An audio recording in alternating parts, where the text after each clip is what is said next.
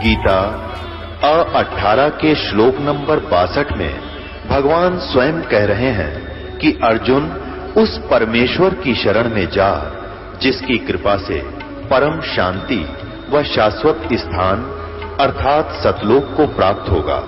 वो परमेश्वर कौन है, कहां है, कैसा है, जानने के लिए कृपया अवश्य सुनिए जगत गुरु तत्वदर्शी संत रामपाल जी महाराज के अमृत वचन।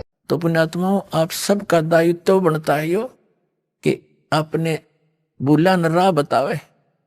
और पहले जब बताना, जब आपका विश्वास हो जाए कि दास सच्ची कह रहा है, ना भूल के भी इसका जिक्र ना करना जब तक आपका विश्वास ना हो। और विश्वास तो दास करा के छोड़ देगा। कोई बालका का लेख है, भगवान के बताया हुआ ज्ञान इसमें इतनी भी मेन मेख नहीं पा सकती। और ये स्वीकार करना पड़ेगा, एक दिन आएगा।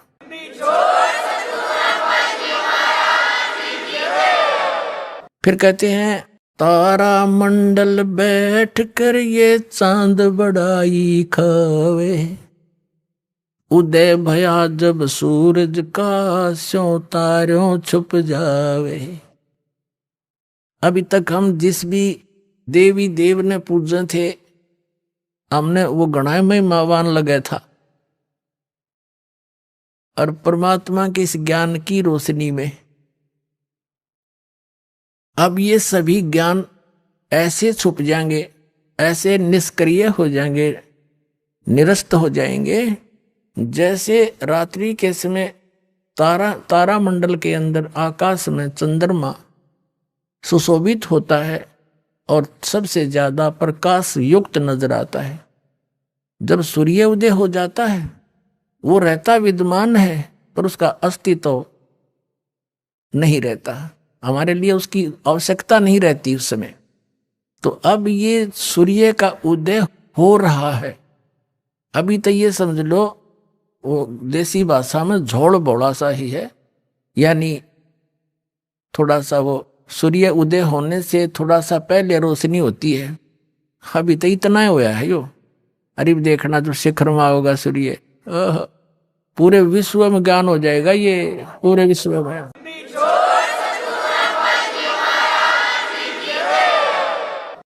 तो परमात्मा क्या बताना चाहते हैं कि आप यहाँ के वासी नहीं हो, आप सतलोक में रहा करते, वहां सारे सुख थे और अपने पैर पे आप कुहाड़ा मार लिया।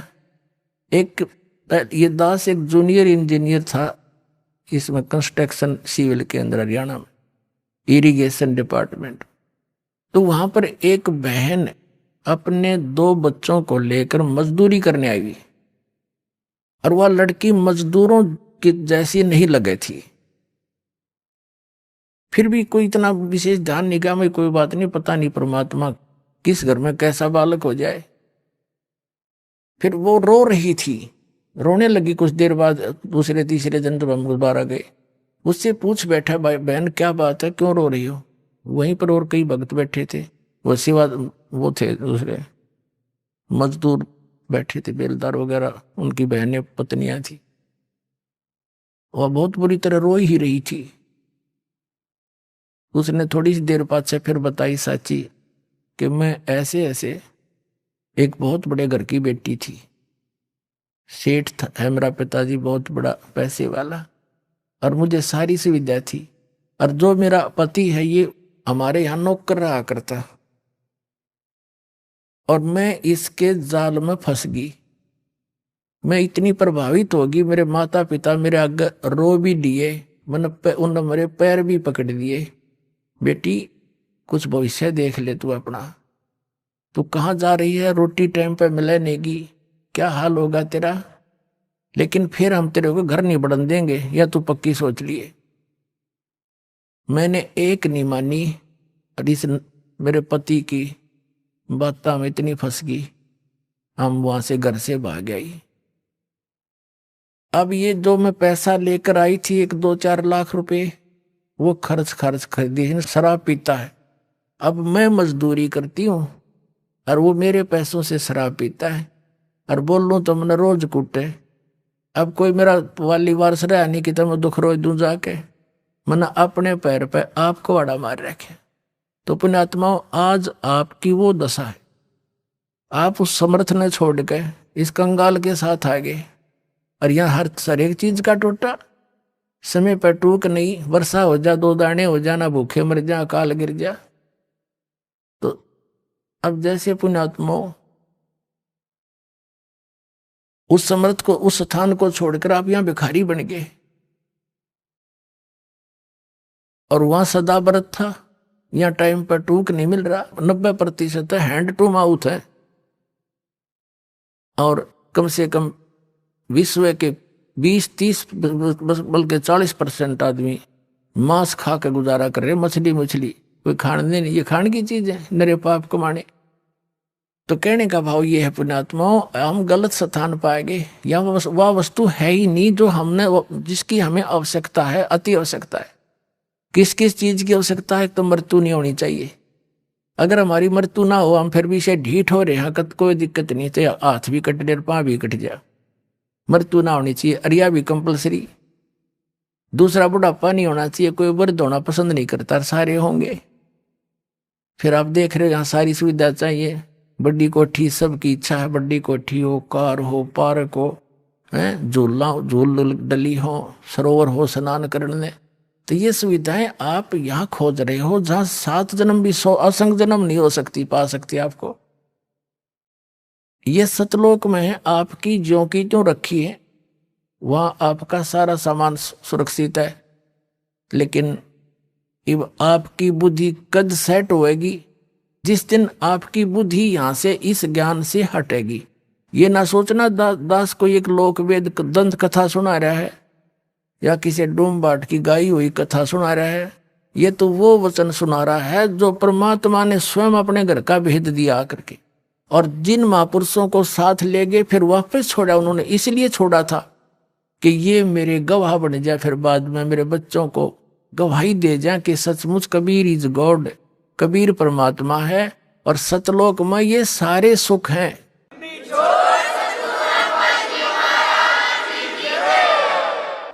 और वहां जाया कैसे जाता है? कोट जन्म तन भरमत हो गे, कुछ ना हाथ लगा रे, कुकर सुकर खरबया भोरे, कौआ हंस बुगारे। कोटि जन्म तू राजा की, ना मिटी न मन की आशा, भिक्षुक होके दर दर घूम लिया, ये मिला न निर्गुण रासा। इंद्र कुबेर ईश की पदवी, ब्रह्मा वर्ण धर्मराया, विष्णुनाथ के लोक को जाके तो फिर भी वापस आया। असंग जन्म तन मरत्या होगे, जीवित क्यों न मरे रे, 12 मध्य महल मठ बोरे, बहुर न देह धरे रे। दोजक बहिष्ट सभी तय देखे, राजपाट के रसिया, 3 लोक से तरपत नाही, ये मन भोगी खसिया। सतगुरु मिले तो इच्छा मेटे, पद मिल पदे समाना, चल हंसा उस लोक पठाऊं, जो आदि अमर अस्थाना। 4 मुक्ति जहाँ चंपी करती, माया होरी दासी, दास गरीब अभय पद पर से, वो मिले राम अविनाशी। इस एक शब्द में आदरणीय गरीबदास साहिब जी, गांव छुरानी, जिला झज्जर वाले ने स्पष्ट कर दिया। उनको परमात्मा आए थे, जैसे आदरणीय नानक साहिब जी को सतपुरुष बेई नदी से अदृश्य करके नदी में डूबने का बहाना बना के और सचखंड लेकर गए थे, वापस छोड़ा। ऐसे आदरणीय धर्मदास साहिब जी को परमात्मा सचखंड ले गए थे सतलोक, और वापस छोड़ा था। ऐसे ही उनमें से एक महापुरुष आदरणीय गरीबदास साहिब जी, गांव छुडानी, जिला झज्जर वाले हैं। इनको इस पंथ से दास संबंधित है, तो इनको वहां सतलोक लेकर गए थे। फिर वहां की सब सुख सुविधाएं को देख करके यहाँ आके बताया है।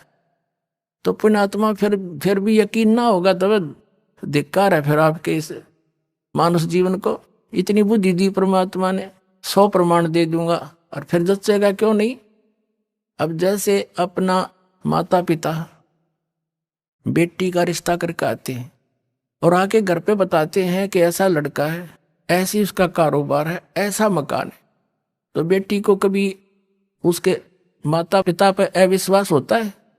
तो जिस दिन आप इस दास को अपना मान लोगे, आपका हितैषी मान लोगे, आप दास को एक एक शब्द सच्चा नजर आओगे और सच्चा ही होगा, क्योंकि मेरा कोई उद्देश्य नहीं आपको मिसगाइड करने का।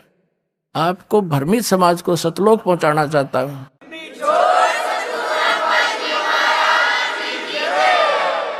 तो आदरणीय गरीबदास साहिब जी क्या बता रहे हैं कि कोट जन्म तन भ्रमत हो गए, कुछ नहीं हाथ लगा रे।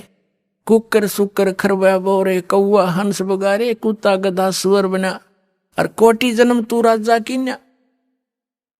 अब हम राजा बनना चाहते हैं कि करोड़ बार बन लिया तू राजा, एक बार नहीं, एक एक प्राणी करोड़ करोड़ बार राजा बन लिए, और फिर भिखारी गधे बन गए। फिर मनुष्य जीवन कभी आया तो फिर भिखारी। फिर कहते हैं इंद्र कुबेर ईश की पदवी तुम ब्रह्मा वरुण धर्मराया, ये पदवी भी तुमने प्राप्त की है, और विष्णु लोक के पुर को जाकर तो फिर वापस आया, वहां जाकर भी सताई ठिकाना नहीं तेरा। फिर बताते हैं असंख्य जन्म तन मरत्या हो गए, जीवित क्यों ना मरे रे। जीवित मरना है, इन लोगों के चोचलों से मन हटाना। जनता के जो भक्ति नहीं कर रहे वो लोग, वो कैसी परंपरा मनाते रहे, आपने उससे अपना दिल डांटना पड़ेगा, मर्यादा में रहना पड़ेगा। दूसरा जीवित ये मरना है कि जैसे न्यू सोच ले, परमात्मा पाने के लिए, समय निकालने के लिए, यहां आने के लिए आपने इतना अपना मन समझाना पड़ेगा। जैसे एक व्यक्ति किसी कामवश नाइट सर्विस से कहीं जा रहा था, उस काम को करके जल्दी वापस आना था, उसने इतना इंपॉर्टेंट काम था घर पे, वो नाइट सर्विस वाली बस दुर्घटनाग्रस्त होगी, उसकी मृत्यु होगी। कितना अर्जेंट काम था वो, जिसके लिए रात को जाकर वापस आना था। अब वो ही ना रहा, वो काम ने कौन करेगा अर्जेंट ने। अब पर यूं हिसाब ला के चल रहा है वहां से, जैसे कोई आपको ये कहता है कि वहां जाने में ये हानि हो जाती है, ये हो जाती है। वो तो बालक है, कुछ भी कह सकता है जिसको ज्ञान नहीं।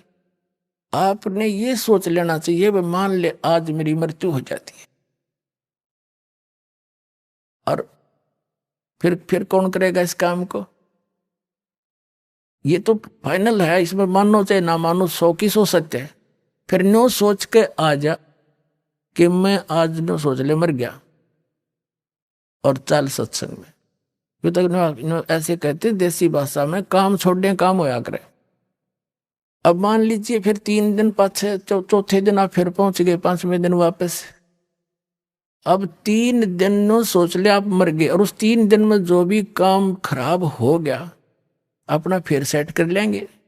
हर जा परमानेंट टिकट कट की, फिर कौन संभालेगा उन्हें। तो इसको कहते हैं जीवित मरना। 3 दिन जीवित मर लो, अब देख लो मेरे पास क्या होगा, फिर भी तो होगा उसका कुछ जुगाड़। तो इतना दिल डांटना पड़ेगा अपना। तो कहते हैं असंख्य जन्म तन मरत्या हो गए, एक बार जीवित क्यों ना मरे रे। और 12 मद महल मठ बोरे, बहुर ना दे धरे रे। अभी तक ये 10वां द्वार की जो है ना धुन ला रखी थी, रट लगा रखी थी। 10वां द्वार पार कर दे, 10वां द्वार पार में भगवान, अरे कि जम्मू रांझड़ी वाला श्री मधु परमहंस कबीर पंथी को और कख पता नहीं, यू घर में छाती पीटा था, घर में खिड़की पा गई, घर में द्वार पा गया, किसी ने नहीं बताया आज तक। अरे क्या हो गया जब कबीर सागर में पढ़ लिया घर में द्वार, कहीं से इतने गलती से। कबीर सागर में तो बर्मा लिखा फाइनल, उसमें पूर्ण ब्रह्म है। तो कहने का भाव यही, दास ये भी छाती नहीं कूटता कि मैं सबसे बड़ा हो गया ना, मैं आपका दास हूं, लेकिन मुझे वो माल मिल गया जिसकी आपको जरूरत है, और फ्री दे रहा हूं, ले लो आके, इतनी सी बात है।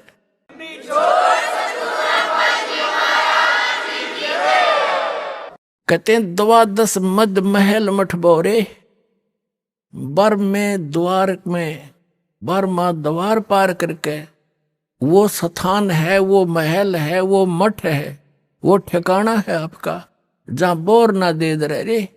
जहां जाने के बाद साधक फिर लौटकर कभी संसार में नहीं आती, वो बर्मा द्वार पार करके जाना पड़ेगा आपको। फिर क्या बताते हैं कि दोजक नरक बहिष्ठ स्वर्ग, ये सभी देख लिए तुमने बहुत बार। दोजक बहिष्ठ सभी तय देखे, राजपाट के रसिया और 3 लोक से तिरपत नाही यो मन भोगी खसिया। इस मन की ऐसी गंदी वृत्ति है। अब जैसे कोई गांव का सरपंच बन जाता है, उसकी प्रेरणा रहती है कि चेयरमैन बनूं, 5-7 गांवों पर मेरी कुछ चौधर हो। चेयरमैन बन जाता तो इन्होंने सोचा एमएलए बनूं, जब जी साहब है। एमएलए बनने के बाद भी इन्होंने सोचा कोई नहीं बात बनी, मंत्री बनूं, जब बात बने झंडी वाली गाड़ी हो। अब मंत्री बन जाता है ना, उसकी बुद्धि घूम जाती है, जो क्या मुख्यमंत्री है सब कुछ, तो मुख्यमंत्री बने बात बने, नहीं बात बनी। उसमें संतुष्टि नहीं है। और मुख्यमंत्री को कति संतुष्टि नहीं, ने सोचा प्रधानमंत्री की कुर्सी मिले जब जी साहब है, इतने अट्टे कट लेगी, फिर गधा बना पाओगा, बूढ़ा बनाओगे संतरी। तो जो काम करने का है वो तो आसपास भी नहीं। तो क्या बताते हैं, दोजक भीष्ट सभी तय देखे राजपाट के रसिया और 3 लोक से तिरपति नाही ये मन भोगी खसिया। फिर क्या बताते हैं, सतगुरु मिले तो इच्छा मिटे। सतगुरु की पहचान बता रहे हैं, सतगुरु मिले तो इच्छा मिटे, पदमिल पदे समाना और चल हंसा उस लोक पठाऊं जो आदि अमर स्थाना। गीता अध्याय नंबर 18 के श्लोक नंबर 62 में कहा कि अर्जुन तू सर्वभाव से उस परमेश्वर की शरण में जा, उसकी कृपा से तो परम शांति को और सनातन परम धाम को, शाश्वत स्थान को, अमर स्थान को प्राप्त होगा। गीता अध्याय नंबर 15 के श्लोक नंबर 4 में कहा कि तत्वदर्शी संत की प्राप्ति के पश्चात इस अज्ञान रूप अंधकार को तत्व ज्ञान रूपी शस्त्र से काट के, यानी से समझ कर, उसके पश्चात परमेश्वर के उस परम पद की खोज करनी चाहिए, जहां जाने के बाद साधक लौटकर कभी संसार में नहीं आता।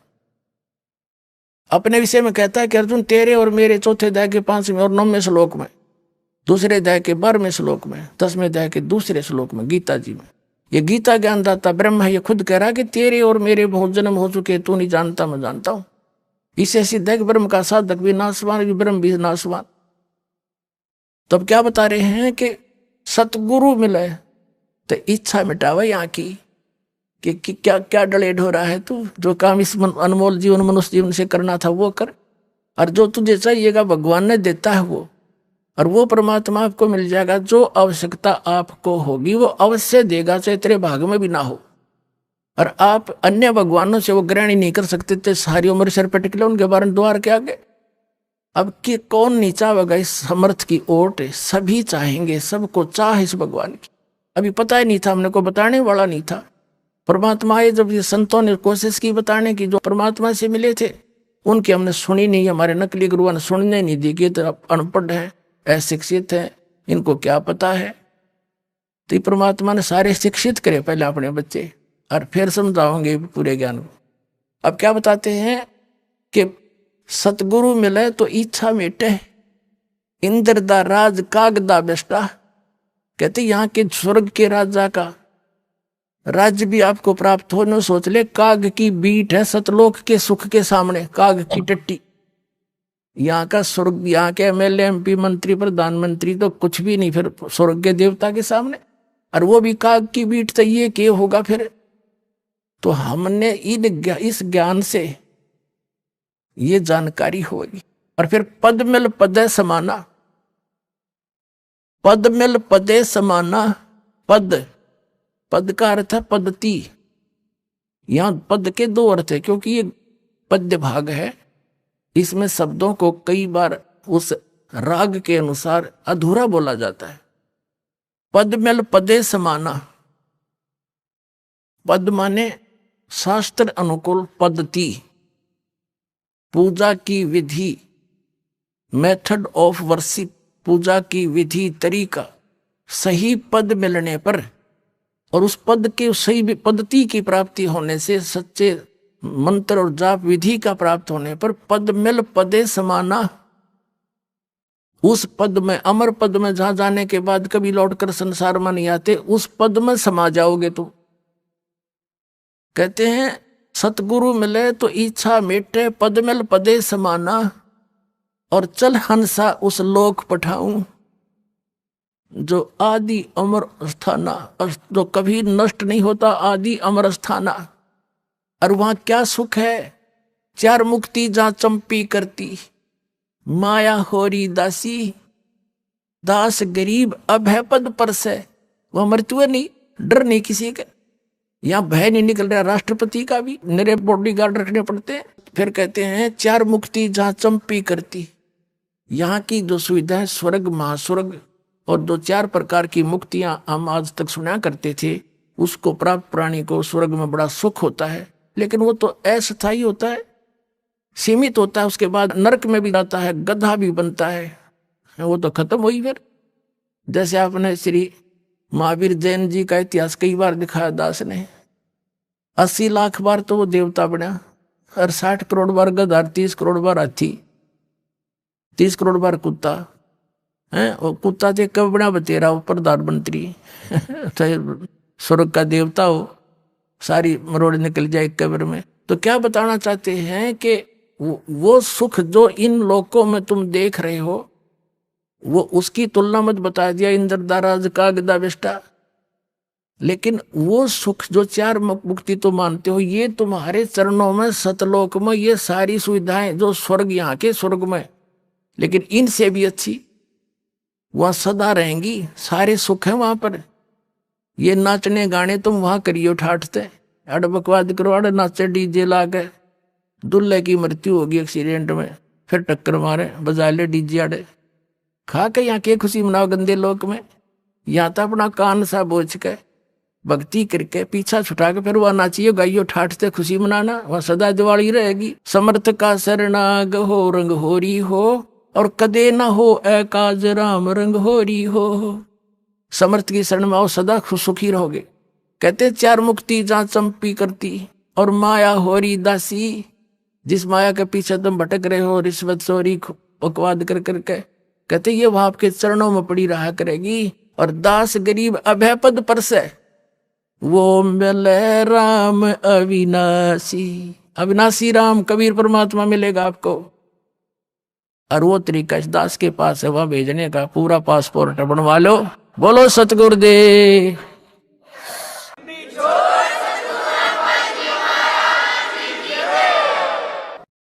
परमात्मा कबीर जी हम काल जाल में फंसे हुए सभी प्राणियों के इस दुख को जानकर समझकर अपने सतलोक से चलकर के यहाँ आते हैं और हमारे अज्ञान को समाप्त करते हैं।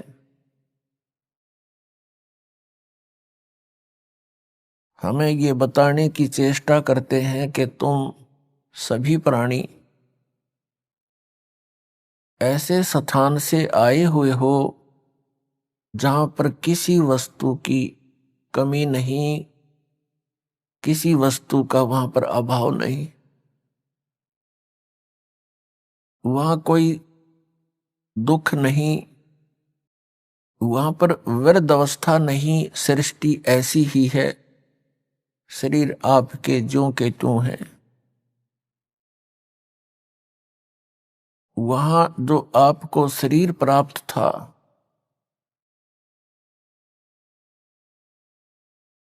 वो सभी रोग रहित, व्यर्थ अवस्था उसमें नहीं होती, वहां मृत्यु नहीं होती। उस स्थान को आप अपनी गलती के कारण छोड़ आए।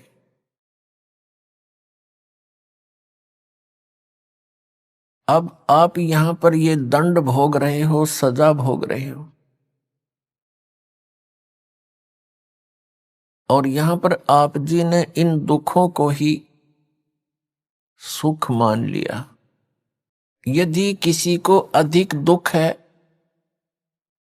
और उससे कुछ कम दुख को हमने सुख समझ लिया, और यहां पर सुख नाम की वस्तु नहीं है, आपने सुख देखा ही नहीं है, इसलिए इन्हीं अटकलबाजियों में आप सुख मान रहे हो।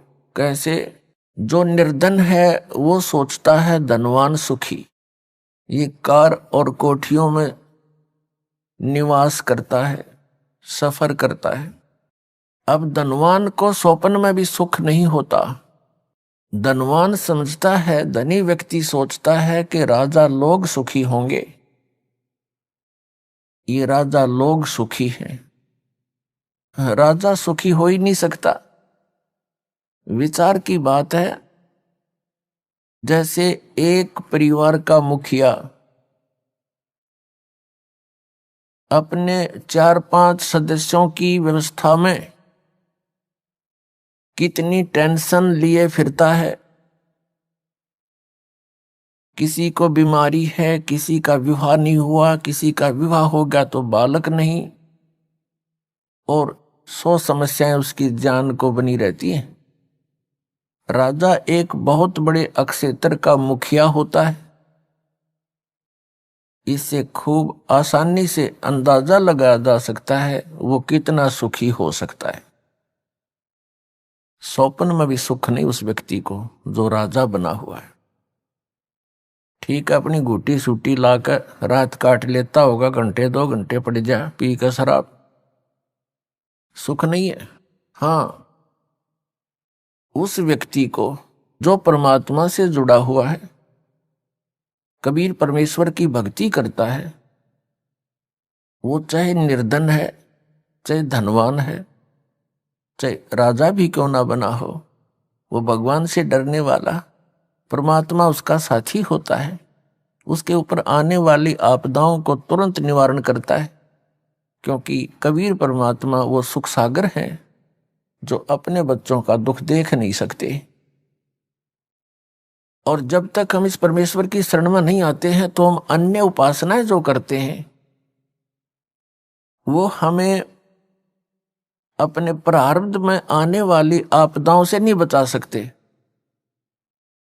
उन साधनाओं से आपको अन्य लाभ तो हो सकते हैं, लेकिन आपके कर्म के दंड में वो परिवर्तन नहीं कर सकते। एक कबीर परमात्मा परम अक्षर ब्रह्म को छोड़कर अन्य जितने भी प्रभु हैं, स्वामी हैं, वो आपको जैसा कर्म किया है वो ही प्रदान कर सकते हैं, उसमें परिवर्तन नहीं कर सकते। तो वो भक्ति हमारे लिए यूजलेस है। हमारे प्रारब्ध में, हमारे संस्कार में, पुण्यों में, इस जीवन के सफर में कोई ऐसा भयंकर घटना, दुर्घटना हो और वो टले नहीं, वो दुर्घटना जब घट जाएगी और कोई ऐसी घटना हो जो इस आदमी का मनोबल तोड़ देती है, फिर वो भक्ति भी नहीं करता, छोड़ देता भक्ति को। और परमात्मा कबीर जी आप पर आने वाले आपके प्रारब्ध के संस्कारों को बदल देता है। जब हमारे ऊपर कोई आपदा आ जाती है और हमें पता है कि इसका कोई निवारण इस पृथ्वी पर नहीं है, और फिर वो ठीक हो जाता है, उसका समाधान हो जाता है इस भक्ति से, तो हमारी आस्था भगवान में दृढ़ होती है और तभी हम भक्ति कर सकते हैं। पुण्यात्मा, हम ऐसे लोक से आए हैं जहां कोई कष्ट नहीं था, कोई दुख नहीं था, मृत्यु नहीं थी और वृद्ध अवस्था नहीं थी। कोई भी वृद्ध अवस्था पसंद नहीं करता। 60-70 वर्ष के हो जाते हैं राजनेता, अभिनेता, और अपनी सकीन को भी टाइट करवाते हैं देश विदेश में जाके। 1-2 साल के बाद फिर सिकुड़ेगी बात है, कितना करवाओगे इसने सेटिंग, और फिर मृत्यु डेफिनेट। आप सारा जीवन लगाते हो अपने मकान के बनाने में और परिवार के पोषण में। संतान होती है, संतान के फिर संतान होती है, हम बड़े खुश होकर रहते हैं, उनके साथ सीने से लगाते हैं, प्यार करते हैं, अच्छी बात है। और 1 मिनट में ना जाने उन प्यारे बच्चों की मृत्यु हो जाए या स्वयं की हो जाती है, तो खाक है ये जीवन। किस चीज पर आप आस लगाए बैठे हो? अगर यदि हमारी मृत्यु ना हो तो हम इतने ढीठ हो चुके हैं, इन दुखों को हम कोई परवाह नहीं करते, बेशक आई रो आपदाएं हमारे को, लेकिन मृत्यु भी डेफिनेट। तो इसकी तरफ थोड़ा सा ध्यान देना पड़ेगा आप जीने पे।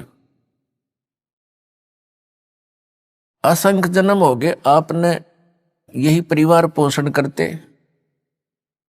और यही बंगले और कोठी और फैक्ट्री लाते और बनाते, आप ही चले जाते हो, ये यहीं रह जाती है। और फिर आप बने हो कहीं गधे और कोठी देख खड़ी है कहीं दूर। आपको क्या मिला उस कोठी में जो सारा जीवन खो दिया? ये किस कारण से करते हैं हम? क्योंकि हमने इतनी ही पढ़ाई पढ़ रखी है, संतान विवाह हो जा, संतान हो जा, रोजगार मिल जा, इनका पालन पोषण कर दें, इनका विवाह कर दें, फिर मर जावा, बेशक काम पूरा हुआ। नहीं, मनुष्य जीवन का कार्य तो आपने स्टार्ट भी नहीं किया। मनुष्य जीवन का जो काम था वो तो आपने प्रारंभ भी नहीं किया। वो कौन सा कार्य है? परमात्मा की भक्ति, परम अक्षर ब्रह्म की भक्ति, मोक्ष प्राप्ति, जन्म मृत्यु के रोग से छुटकारा, जरा और मरण से छुटकारा। और ऐसा ना होने से तो आपका जीवन व्यर्थ है। ये क्रियाएं जिस पर हम पा सकते हैं ये तो पशु पक्षी भी करते, फिर मनुष्य जीवन की क्या आवश्यकता थी? इसमें कितनी सद्बुद्धि दी है, कैसे हाथ पैर दिए हैं, बुद्धि दी भगवान ने कि यहां पर आपदाएं तो आएंगी ही आएंगी। जैसे वर्षा घनी होगी, सर्दी गर्मी भी आती है, तूफान भी आते हैं। इनसे बचने के लिए अपनी कोई झोंपड़ी कुटिया अवश्य बनानी चाहिए। गर्मी सर्दी से बचने के लिए वस्त्रों की, लज्जा शर्म भी बनाए रखने के लिए वस्त्रों की आवश्यकता है, वो भी आपको सद्बुद्धि दे दी। तो पुण्यात्माओं, जो मानव शरीर आपको प्राप्त है ये केवल ही पशु जैसे पक्षियों जैसे कर्म के लिए ही नहीं मिला था, इसके साथ साथ इसका एक वेरी इंपॉर्टेंट और कार्य है, वो जन्म मृत्यु के रोग से छुटकारा पाना। अब जन्म मृत्यु के रोग से छूटने का जो साधना थी, उपाय था, वो अभी तक हमें प्राप्त नहीं हुआ, जिस कारण से हमने इस जन्म और मरण के विधान को फाइनल मान लिया। ज्यादा से ज्यादा कोई साधना साधक करता है वो स्वर्ग तक अपनी बुद्धि सेट करे बैठा था, चाहे वो किसी धर्म मजहब का क्यों ना हो। और स्वर्ग क्या है? स्वर्ग में गया हुआ प्राणी अपने पुण्यों को समाप्त करके पुनः फिर पृथ्वी पर आ जाता है, अपने संस्कार भोगने के लिए। चाहे मनुष्य जीवन भी प्राप्त हो सकता है और अन्य प्राणियों के शरीरों में भी कष्ट आप जी को उठाना पड़ता है। स्वर्ग क्या है? स्वर्ग एक रेस्टोरेंट है, होटल है। ऐसे बढ़िया एटमॉस्फेयर में जैसे पृथ्वी के ऊपर उदाहरण दें तो गर्मियों के अंदर पंजाब, हरियाणा, राजस्थान, उत्तर प्रदेश, मध्य प्रदेश आदि जो राज्य हैं, इनमें गर्मी कहर तोलती है। अप्रैल से शुरू हो जाती है और जून तक, जुलाई तक फिर वर्षा हो जाती है, थोड़ा सा एटमॉस्फेयर ठीक हो जाता है। तो इन 3-4 महीनों में गर्मी से बचने के लिए कोई सेठ साहूकार व्यक्ति धनी शिमला, कुल्लू, मनाली हिली स्टेशन पर चला जाता है, तो उसने वहां होटल में रहना पड़ता है, किराए पर कमरा लेता है होटल में। तो वहां सारा कुछ उसकी जेब से खर्च होता है, खाना भी और कमरे का किराया भी। वहां वो कोई इनकम नहीं कर सकता, केवल वो समय व्यतीत करने जाता है गर्मियों का। और 20, 30, 50 हजार, 1 लाख रुपया आजकल 3-4 महीनों में करके खराब, और फिर वापस उसी कर्म क्षेत्र में आना पड़ता है। आगे हो सकता दाव लगे ना लगे, लाख रुपये बच्चे ना बच्चे उसको एक्स्ट्रा, तो फिर वहीं रहना पड़ेगा उसी दुख में। ठीक इसी प्रकार जो साधनाएं पुण्य प्राणी करते हैं, परमेश्वर कबीर जी की सत साधना के अतिरिक्त वो केवल स्वर्ग तक ही पहुंचते हैं। और उस स्वर्ग रूपी होटल में अपने पुनों की पूंजी का नाश करके वह पुनः फिर पृथ्वी पर आ जाते हैं। और ये प्रोसीजर, ये प्रोसेस असंख्य जन्मों से आप प्राप्त कर रहे हो, इसी के अंदर आप लिप्त हैं। पहले तो इस मार्ग का को बताने वाला हमें मिला नहीं कि इस स्वर्ग से भी आगे कोई ऐसा स्थान है जिसकी प्राप्ति होने के उपरांत प्राणी पुनः पृथ्वी पर नहीं आता, उसका जन्म मृत्यु कभी नहीं होता और वो सदा के लिए सुखी हो जाता है। वहां एक और स्थान है अभी तक, जैसे उस स्थान को सतलोक कहते हैं, अमरलोक भी कहते हैं हमारी संत भाषा में। उस परमेश्वर ने जो वहां का मालिक है, हम सबका कंट्रोलर है, सबका जनक है, सबका परमात्मा है कबीर जी, उसने स्वयं आकर के उस स्थान की जानकारी हमें दी है कि तुम यहां के रहने वाले नहीं हो और आप यहां केवल अपनी यातनाएं भोग रहे हो इस पृथ्वी पर। आप सतलोक के वासी हो, वहां रहा करते थे, आपके सारे मकान जो के तो वहां पर विद्यमान है,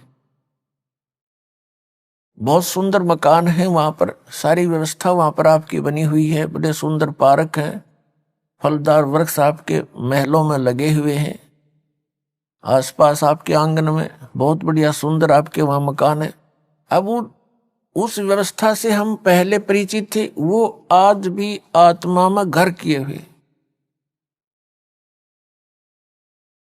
और उसी की खोज, उसी की नकल हम यहां इस डुप्लीकेट लोक में कर रहे हैं।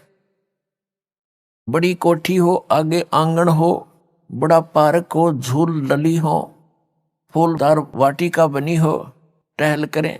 तो पुण्यात्माओं यह कोशिश भी करते हैं, बगीची हो, आंगन हो, बड़े सेठ लोग, बड़े अफसर यही चाहते हैं। चाहते तो सभी हैं, लेकिन उनका दाव लग जाता है या नकली अरेंजमेंट करने की। लेकिन यहां सुख नाम की वस्तु नहीं, टहल रहा है वाटिका में और टेंशन है उसके दिमाग में, पता नहीं कहां घूम रहा है, उस वाटिका का आनंद भी नहीं ले पाते यहां पर वाटिका के भ्रमण का। तो परमात्मा ने बताया कि वहां एक और स्थान है, उसने, उस परमेश्वर ने स्वयं आकर बताया आपको, और वो चारों युगों में हमारे पीछे पड़े हुए हैं कि तुम गलत साधना कर रहे हो, तुम गलत लोक में रह रहे हो, जिनको तुम परमात्मा मानकर पूज रहे हो ये परमात्मा नहीं है, परमात्मा का तुम्हें ज्ञान भी नहीं है। लेकिन सतयुग त्रेता द्वापर में हम दुखी नहीं थे।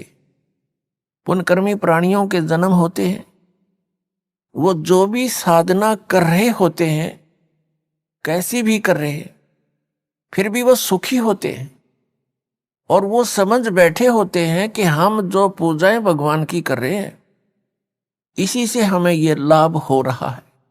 तो उस समय परमात्मा आते भी हैं। ये ज्ञान जो आज दास आपको रूबरू कर रहा है, यही ज्ञान उन्हीं का दिया हुआ, कबीर परमात्मा का, उस परम अक्षर ब्रह्म का, सत्य पुरुष का। तो उस समय हम नहीं सुनते उनकी इस बात को, क्योंकि हम सभी पुण्यकर्मी प्राणी सतयुग त्रेता द्वापर तक जन्म लेते रहते हैं और हमारे पूर्व संस्कार से हम स्वस्थ भी होते हैं, सब सुविधाएं भी उपलब्ध होती हैं, बच्चे भी स्वस्थ होते हैं, दीर्घायु होती है। तो हम ये भूल कर बैठते हैं कि जो साधना हम कर रहे इनसे हमें सब सुख उपलब्ध है। अध्यात्म ज्ञान के अभाव से, तत्व ज्ञान की कमी से हम इतना सोच लेते हैं। हम भूल जाते हैं कि जो भी आपको प्राप्त है ये आपके पूर्व जन्मों का ही आपको प्राप्त है। वर्तमान में जो आप कर रहे हो इसका फल आपको भविष्य में आने वाले समय में मिलेगा, नेक्स्ट जीवन में, अगले जन्म में। तो इस कारण से हम उस परमात्मा के यथार्थ ज्ञान को नहीं सुन सके, समझ भी नहीं सके और शरण भी ग्रहण नहीं कर सके। ये दुर्भाग्य रहा हमारा। बड़े पुण्य भी किए, साधनाएं भी की, वेदों अनुसार भक्ति भी की, लेकिन परमात्मा प्राप्ति नहीं हुई और न ही स्थायी स्थान मिला। हम जन्मते रहे, मरते रहे। इस दीर्घ रोग से हम असंख्य जन्मों से ग्रस्त हैं।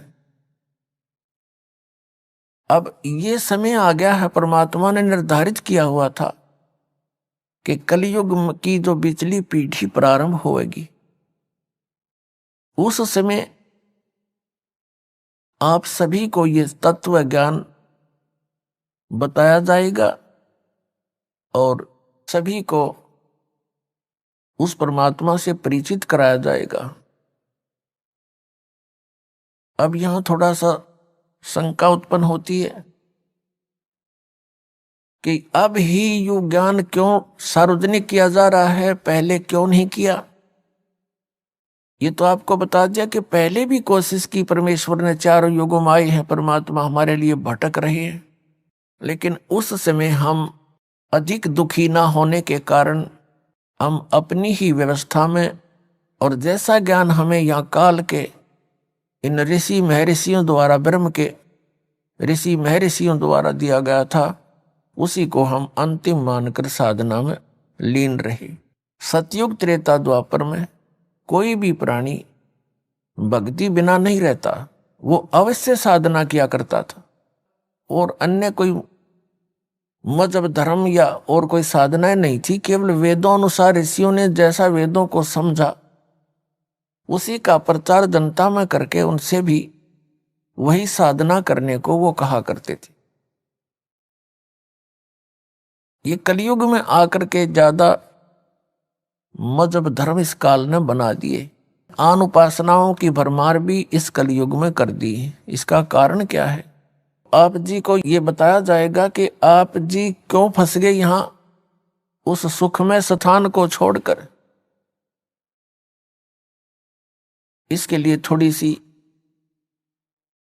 सृष्टि रचना की जानकारी आपको दी जाएगी। सबसे पहले परमात्मा अकेले थे, उन्होंने फिर एक अकय लोक की रचना की अपने वचन से, और उसके ऊपर वो परमात्मा विराजमान हुए। वहां से फिर उन्होंने 3 लोकों की और रचना की, जिसको अगमलोक, अलखलोक और सतलोक कहते हैं। और चारों के चारों लोकों में परमात्मा अन्य रूप धारण करके सिंहासन अपने वचन से निर्मित करके उसके ऊपर एक राजा के समान विराजमान हुए। प्रत्येक लोक में परमात्मा ऐसे विराजमान है, सिर पर मुकुट है राजा के समान। आइए अब हम उन श्रद्धालुओं के अनुभव जानते हैं जो जगत गुरु तत्वदर्शी संत रामपाल जी महाराज जी से दीक्षा प्राप्त कर चुके हैं तथा उनके द्वारा बताए गए भक्ति मार्ग पर चल रहे हैं। नमस्कार सर। नमस्कार जी। सर क्या नाम है आपका? सर मेरा नाम मनीष कुमार गिरी हुआ। मनीष कुमार गिरी जी, आप कहाँ से हैं? सर मैं झारखंड के लातेहार जिले के चंदवा ब्लॉक का रहने वाला हूँ। सर संत रामपाल जी महाराज से नाम दीक्षा आपने कब ली? सर मैंने संत रामपाल जी महाराज जी से नाम दीक्षा 15 अगस्त 2013 को लिया। मनीष कुमार गिरी जी, आपने क्या क्या भक्ति साधनाएं की हैं अभी तक? सर संत रामपाल जी महाराज जी से नाम दीक्षा लेने से पहले मैं सभी देवी देवताओं का पूजा भक्ति करता था, खास तौर पे शिव जी और दुर्गा जी का भक्ति करता था, क्योंकि हमारे यहाँ जो है दुर्गा जी के 108 मंदिरों में से प्रमुख मंदिरों में से एक मंदिर है जिसे नगर मंदिर के नाम से जानते हैं, और वहाँ हर सप्ताह मैं वहाँ पूजा के लिए जाता था। सर आपने बताया कि आप देवी देवताओं की भक्ति साधना करते थे और आपके यहाँ प्रमुख मंदिर है, वहाँ भी आप जाते थे, तो फिर क्या कारण बना कि आप झारखंड को छोड़कर इतने हजारों किलोमीटर दूर आपने संत रामपाल जी महाराज से नाम दीक्षा ली? क्या कारण रहा? सबसे पहला कारण तो हमारे घर से ही शुरू हुआ। हमारे घर के जो है कुलगुरु जो थे वो हमेशा हमें कहते थे कि हम ब्राह्मण परिवार से हैं तो हमें वेद और पुराणों को पढ़ना चाहिए। मैं जब छोटा था, लगभग 7-8 साल का था, तब से उन्होंने मुझे मददेवी भागवत और शिव पुराण पढ़ने की प्रेरणा दी और मैं उनके कहने पे मददेवी भागवत पढ़ा और जब मध्यदेवी भागवत मैंने पढ़ा तो उसमें एक चीज़ प्रमुखता से लिखा हुआ था कि पूर्ण गुरु के बिना मुक्ति नहीं होता है। तो मैंने सोचा गुरु कौन होता है, सबसे बड़ा तो शिव जी को बताया गया है कि शिव ही सबसे बड़े गुरु हैं। तो मैंने शिव पुराण पढ़ा। शिव पुराण में शिव जी ने किसी और को गुरु बताया। उन्होंने बोला कि मेरा तो कोई और गुरु है, तो उसकी शरण में उसको ढूंढोगे तो पूर्ण मुक्ति होगी। ऐसा करके मैंने भगत जी लगभग 7-8 पुराणों को और ऋग्वेद पढ़ा, तो मुख्य रूप से मुझे मिला कि उसमें एक पूर्ण संत होता है जो सभी धर्म ग्रंथों के आधार पर प्रमाणित करके बताता है कि वो भगवान कौन है, वो परमात्मा कौन है, जिसकी भक्ति करने से हमें मुक्ति मिलती है और फिर दोबारा जन्म मृत्यु नहीं होती है। तो ये जब मिला तो मुझे उस गुरु की तलाश थी। मैंने बहुत सारे टीवी में सत्संग सुनने लगा कि आखिर वो कौन सा गुरु होगा जो सभी धर्म ग्रंथों, खासतौर पे मैं वेद और पुराणों के आधार पे बताने वाले गुरुओं की सत्संग सुनता था, जिसमें निर्मल बाबा हुए, राम रहीम जी हुए, आसाराम बापू हुए, इन सबके प्रवचन मैं सुनता था। इन्हीं प्रवचनों को सुनने के दौरान मुझे संत रामपाल जी महाराज जी का भी सत्संग सुनने को मिला। जब एक दिन अचानक से हम पूरे परिवार ऐसे ही बैठ के बस सत्संग सुन रहे थे तो उन्होंने मध्यदेवी भागवत का 3रे स्कंद का वही भाग हमें बताना शुरू किया जिसमें पूर्ण गुरु के बारे में बताया गया था।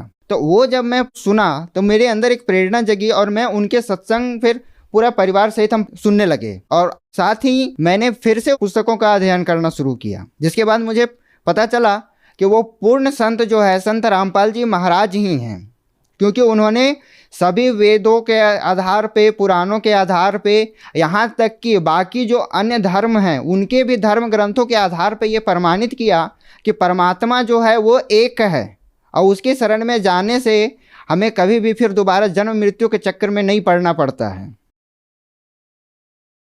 सर, आप शुरू से ही धार्मिक व्यक्ति थे और आपने 7-8 साल की उम्र से ही शिव पुराण पढ़ना चालू किया, तो आपने पाया कि गुरु कोई और है और शिव पुराण के साथ साथ आपने और भी पुराण पढ़े, लेकिन आपको वहाँ जानकारी नहीं मिली। फिर आपने एक बात कही कि मैंने जब ऋग्वेद को पढ़ा तो ऋग्वेद में ये लिखा था कि जो पूर्ण संत होगा वो शास्त्रों के अनुसार भक्ति बताएगा। तो क्या आप बता सकते हैं कि ऋग्वेद में ये कहाँ लिखा है या कौन सा श्लोक है कि पूर्ण संत जो होगा वो शास्त्रों के अनुसार, हॉली बुक्स के अनुसार भक्ति बताएगा? ऋग्वेद के मंडल नंबर 9 सूक्त 82 में लिखा है कि वो गुरु जो होता है वो पूर्ण परमात्मा खुद ही होता है और वो धरती पे आकर के और सारे धर्म ग्रंथों के आधार पे वो प्रमाणित करता है कि वो पूर्ण परमात्मा एक है और उसकी भक्ति करने से ही हमें पूर्ण मोक्ष मिलता है। मनीष जी, आपका कहने का मतलब यह है कि जैसे हिंदू धर्म में वेद को बहुत अहम माना गया है, तो हमें कौन सा गुरु बनाना चाहिए या कौन सा गुरु नहीं बनाना चाहिए ये हमारे वेदों में लिखा हुआ है। आपका कहने का मतलब यही है? जी हाँ सर। तो फिर आपको संत रामपाल जी महाराज जी के बारे में कैसे पता लगा और कैसे उनसे आपने नाम दीक्षा ली? मैं टीवी में सत्संग बहुत ज़्यादा सुनता था, चूँकि गुरु मुझे ढूंढना था, तो गुरु बनाने के लिए मैं सबसे पहले टीवी में प्रवचन और सत्संग सुनना शुरू किया। तो टीवी के माध्यम से ही संत रामपाल जी महाराज जी का सत्संग मुझे सुनने को मिला और उसी सत्संग के दौरान मुझे वो सारी बातें उसमें पता चली जिसमें संत रामपाल जी महाराज जी ने बताया वेदों में, पुराणों में, कि वो पूर्ण परमात्मा जो है वो कबीर साहब जी हैं और वही पृथ्वी पे साक्षात आते हैं और भक्ति सबको देते हैं और उन्हीं का निज धाम जो सतलोक है वो पूर्ण मुक्ति का धाम है, जहाँ जाने से फिर आदमी, कोई भी मनुष्य जो है फिर पुनर्जन्म नहीं होता उसका, जिसे हमारे वेदों में शाश्वत धूलोक लिखा गया है। तो संत रामपाल जी महाराज जी के सत्संग सुनने के बाद मैंने उनके द्वारा लिखित पुस्तक ज्ञान गंगा पढ़ी।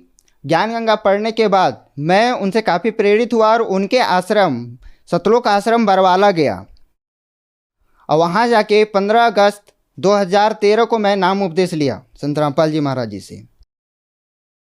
सर, जैसे कि आपके बतानुसार आपने ऋग्वेद पढ़ा और वेद पढ़े, उसमें आपने पाया कि पूर्ण संत जो होगा वो आपको शास्त्रों के अनुसार, वेदों के अनुसार भक्ति बताएगा। तो आपने संत रामपाल जी महाराज जी को ऋग्वेद के अनुसार या वेदों के अनुसार पाया कि वो ही पूर्ण गुरु हैं। तो क्या संत रामपाल जी महाराज से नाम दीक्षा लेने के बाद आपको लाभ भी मिले? आपके क्या अनुभव रहे?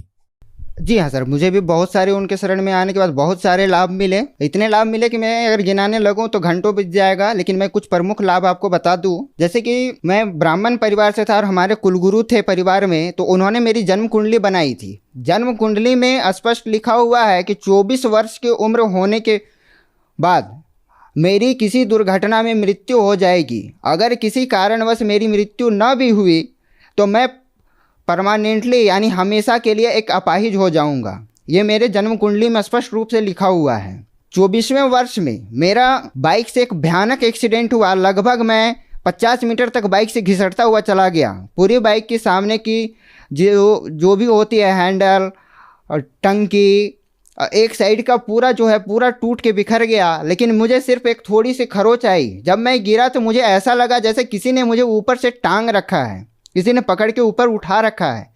मेरे पैर में घुटने में सिर्फ थोड़ी सी चोट आई। ये तो मेरी पहली अथी हुई। उसके बाद मेरा दाहिना हाथ पूरी तरह से काम नहीं करता था। एक चोट लगने के बाद जो है नस डैमेज हो गया था। मैंने कई सारे हॉस्पिटलों में, जैसे झारखंड के रांची में रिम्स हॉस्पिटल है जो पहले RMCH के नाम से जाना जाता था, वहाँ के डॉक्टरों को मैंने दिखलाया।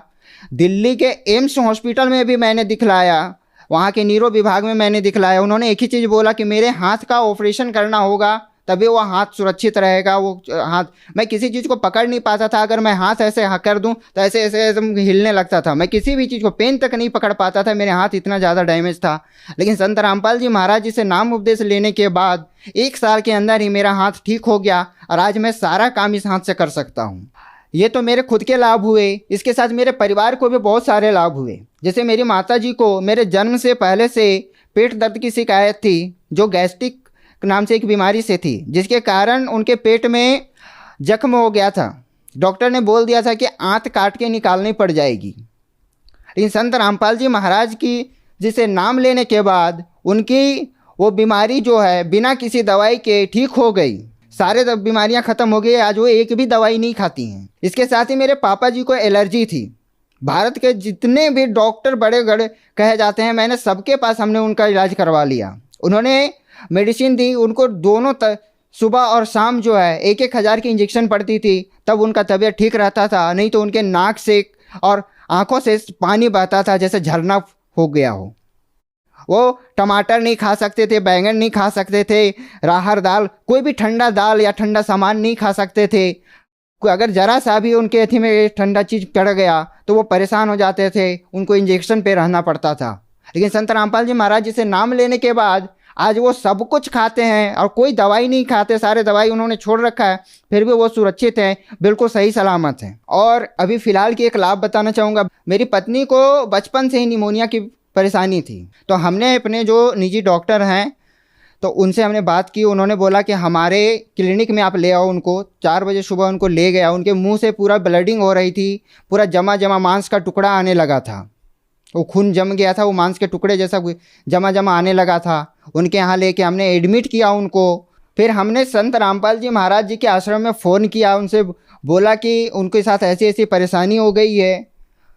तो वहाँ से दूसरे दिन आदेश आया कि आप अपनी भक्ति करते रहो। परमात्मा ने, संत रामपाल जी महाराज जी ने जो भक्ति दे रखी है वो भक्ति करते रहो, परमात्मा आपको ठीक करेंगे। उस आदेश को आने के बाद सर 2 घंटे के बाद ही उनकी ब्लडिंग रुक गई और उनकी तबीयत में सुधार हो गया। ये सबसे बड़ा लाभ था जो तुरंत अभी कुछ दिन पहले की बात है। तो आज के समय में संत रामपाल जी महाराज जी की दया से हम बहुत ही सुखमय जीवन जी रहे हैं। जो पहले हज़ारों रुपये जो हम दवाइयों में खर्च करते थे, आज वो सारे कुछ बंद हैं। आज हमें किसी भी तरह की दवाइयों में कोई खर्च नहीं करना पड़ता है और हम आज सुखमय जीवन जी रहे हैं संत रामपाल जी महाराज की दया से। सर, जैसे कि संत रामपाल जी महाराज जी के जो श्रद्धालु हैं, उनके अनुयायी हैं, वो हमारे चैनल्स पर इंटरव्यू देने के लिए आते हैं, तो हमने उनसे पूछा कि संत रामपाल जी महाराज जी से ही लाभ क्यों होते हैं। तो वो ये बताते हैं कि संत रामपाल जी महाराज सही भक्ति विधि बताते हैं। तो क्या और जितने भी संत हैं और जितने भी ऋषि हैं या हुए हैं, क्या वो सही भक्ति विधि नहीं बताते? क्या संत रामपाल जी महाराज जी के पास ही सही भक्ति विधि है? संत रामपाल जी महाराज उस भक्ति विधि को कहाँ से लेकर आए?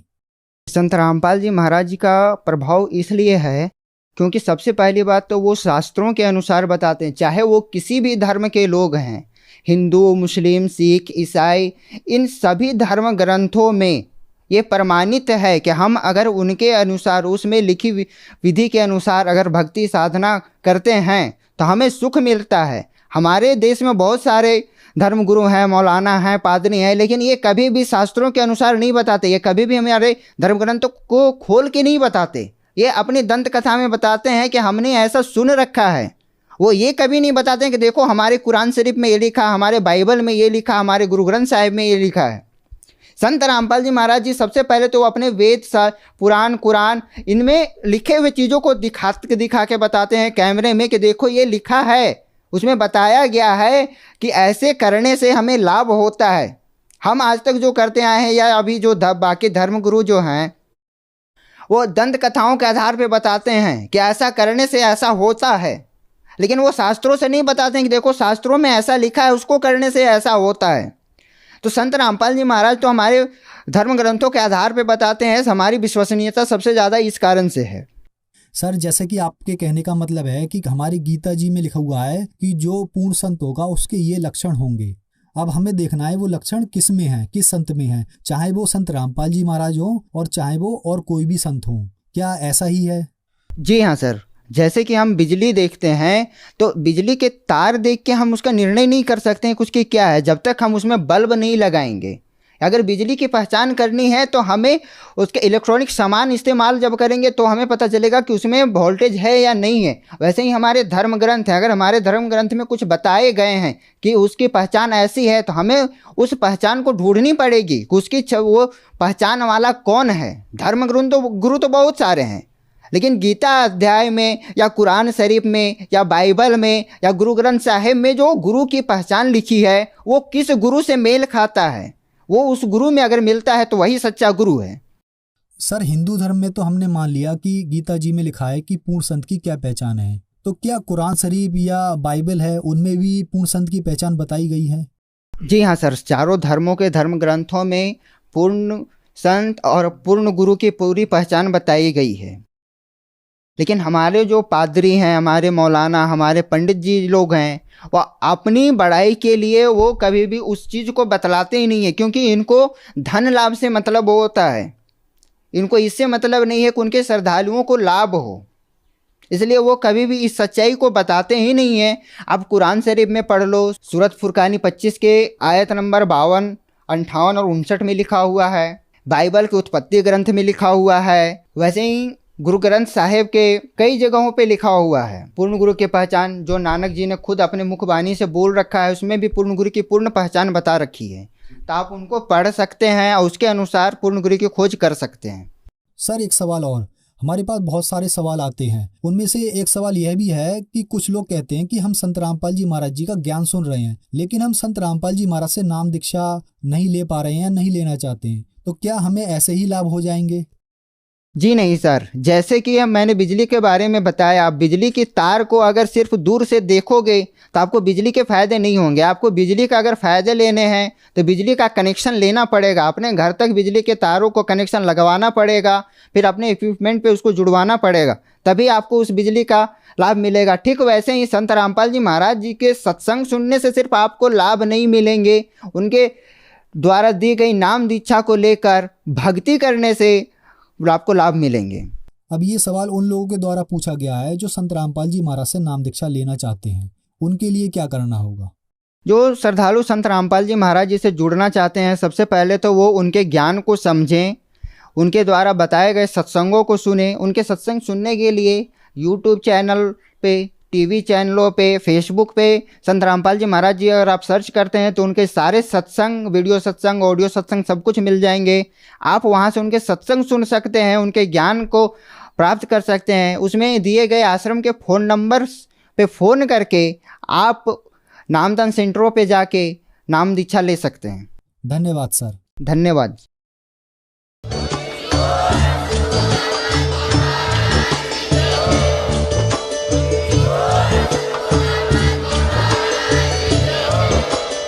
आप सुन रहे थे जगत गुरु तत्वदर्शी संत रामपाल जी महाराज जी के मंगल प्रवचन। अधिक जानकारी के लिए विजिट कीजिए हमारी वेबसाइट www.jagatgururampalji.org। संत रामपाल जी महाराज जी के शुभ आशीर्वाद से पूरे विश्व भर में 500 से भी ज्यादा नाम दीक्षा केंद्र हैं, जिन पर संत रामपाल जी महाराज जी द्वारा ऑनलाइन निशुल्क नाम दीक्षा दी जा रही है। अपने नजदीकी नाम दीक्षा केंद्र का पता करने के लिए संपर्क करें 8222880541।